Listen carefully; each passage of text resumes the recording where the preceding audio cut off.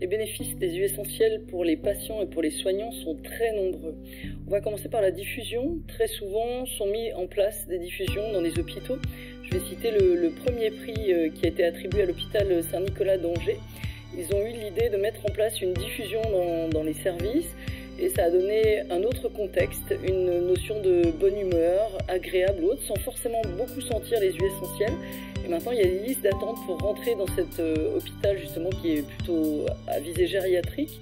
Et donc cette bonne humeur leur permet aussi d'avoir moins de traitements anxiolytiques, sédatifs ou autres, et de faire des économies de santé. Donc ils ont pu ensuite engager d'autres soins plus spécifiques comme pour soigner les mycoses, pour agir sur les soins de bouche des patients.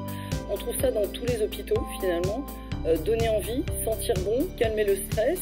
Ensuite, on va aller sur des bénéfices santé puisque la douleur diminue. On est beaucoup moins stressé au niveau du service lorsqu'on va faire une chimiothérapie par exemple. On va avoir des cicatrisations de plaies qui étaient incurables par exemple. Donc ça c'est vraiment assez bluffant aussi. Pour les soignants c'est très important. D'une part que l'environnement où ils travaillent sente bon et puis également prendre en charge leur stress. Prendre en charge aussi la fin de vie puisqu'ils sont confrontés aussi à la mort, à la maladie, aux familles.